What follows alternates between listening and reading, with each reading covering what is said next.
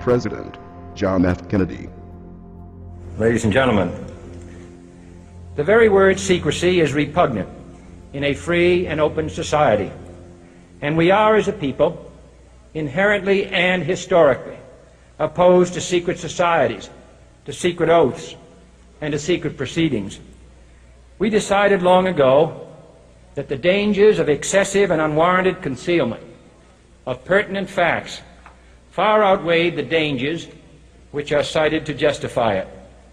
Even today, there is little value in opposing the threat of a closed society by imitating its arbitrary restrictions. Even today, there is little value in ensuring the survival of our nation if our traditions do not survive with it. And there is very grave danger that an announced need for increased security will be seized upon by those anxious to expand its meaning to the very limits of official censorship and concealment. That I do not intend to permit to the extent that it's in my control. And no official of my administration, whether his rank is high or low, civilian or military, should interpret my words here tonight as an excuse to censor the news, to stifle dissent, to cover up our mistakes, or to withhold from the press and the public the facts they deserve to know. For we are opposed around the world by a monolithic and ruthless conspiracy that relies primarily on covert means for expanding its sphere of influence, on infiltration instead of invasion, on subversion instead of elections, on intimidation instead of free choice, on guerrillas by night instead of armies by day. It is a system which has conscripted vast human and material resources into the building of a tightly knit, highly efficient machine that combines military, diplomatic, intelligence, economic, scientific, and political operations. Its preparations are concealed, not published. Its mistakes are buried, not headlined. Its dissenters are silenced, not praised.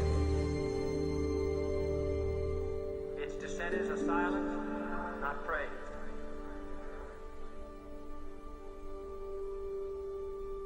Its dissenters are silenced, not praised. Its dissenters are silenced, not praised. Its dissenters are silenced, not praised. Its dissenters are silenced, not praised.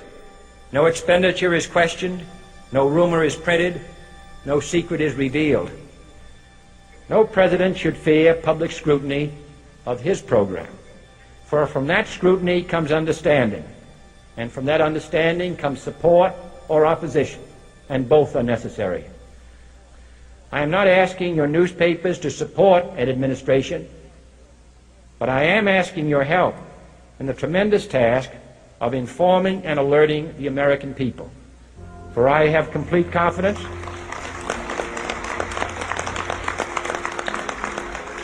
in the response and dedication of our citizens whenever they are fully informed. I not only could not stifle controversy among your readers, I welcome it. This administration intends to be candid about its errors. For as a wise man once said, an error doesn't become a mistake until you refuse to correct it. We intend to accept full responsibility for our errors, and we expect you to point them out when we miss them. Without debate, without criticism, no administration and no country can succeed, and no republic can survive. That is why the Athenian lawmaker Solon decreed it a crime for any citizen to shrink from controversy.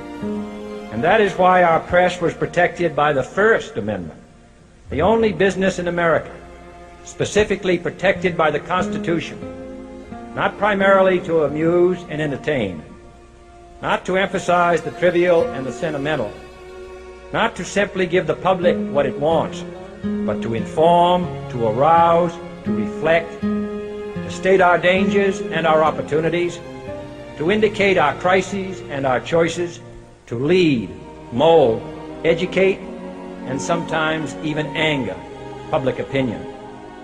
This means greater coverage and analysis of international news, for it is no longer far away and foreign, but close at hand and local.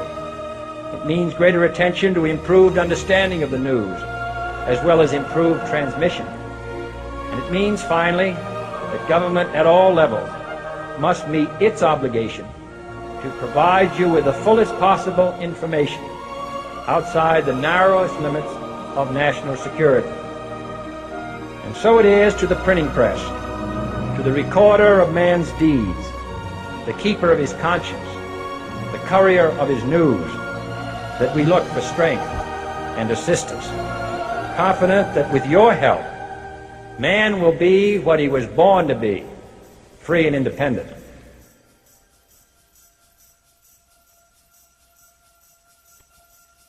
You were both in Skull and Bones, the secret society. It's so secret we can't talk about it. What does that mean for America? The conspiracy theorists are going to go wild. I'm sure they are. I don't know. I haven't seen the web. Number 322? You both were members of Skull and Bones, a secret society at Yale. What does that tell us? Not much, because it's a secret. Is there a secret handshake? Is there a secret code? I wish there were something secret I could manifest. 322, a secret number? There are all kinds of secrets, Tim, but one thing is not a secret. I disagree with this president's direction that he's taking the country. We can do a better job, and I intend to do it. And we'll be watching. Be safe on the campaign trail. John Kerry, thanks for joining us. And we'll be right back. It's good to be back at the Council on Foreign Relations. As Pete mentioned, I've been a member for a long time and was actually a director for some period of time. I never mentioned that when I was campaigning for re-election back home in Wyoming. Senator Clinton, how you doing? I'm good. How are you? Can I ask you a quick question while you sign that? Sure. It was reported in June of 2006 you attended a meeting in Ottawa, Canada, the Bilderberg Group. Can you comment on that? What's going on at the Bilderberg meeting, and what do you guys talk about up there? I have no idea what you're talking about. Yeah, you do. I was reported you were up there, and people saw you up there. I just want to know what you guys talk about and meet about up there. Sir, I don't know. Why are they such top secret meetings? I have no idea what you're talking about. Your husband went to a Bilderberg meeting too. I'm just wondering. I'm not being rude or anything. No, I just want to know what happens at these meetings. Well, since I wasn't there, I have no idea. Okay, thank you, Senator. Thank you. Howard. There you go. Thank you very much. Listen, I am a happy member of the Bohemian Grove. I like the folks who come there, and it's really inappropriate for me to talk about the group beyond that. Thank you. Have you been there for the ceremony with the cremation of care? Frankly, I don't think that's something I need to talk to you about.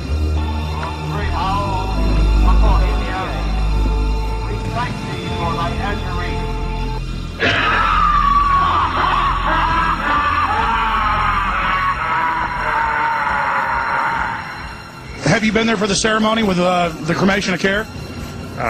Frankly, I don't think that's something I need to talk to you about. Really? That's right. Well, I'm Alex Jones, and I snuck in there in 2000. I'm the guy that blew it wide open and got the video. It's been on national TV. Well, I disrespect you for that. You do? I do.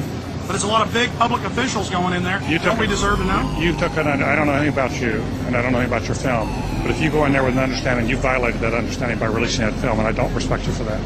Really? But we have public officials. I'm sorry, you took an understanding when you went in there that you would not do that film. And did you have an understanding when you went in there? No. Did you crash it? Yes. Yeah, and it has no trespassing signs there too, doesn't it? No, they put those after. Oh, I'm sorry. I'm sorry, sir. I've been there before. I know what the circumstances are, and I'm sorry you violated the understandings. That was not a gentlemanly thing to do. But what about the ritual? Is the ritual gentlemanly?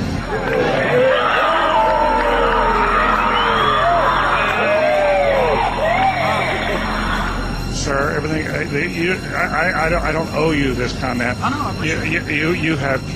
This is what's called ambush journalism, and I disrespect you for that as well. So thank you and goodbye. The ritual? That's none of your damn business. Oh.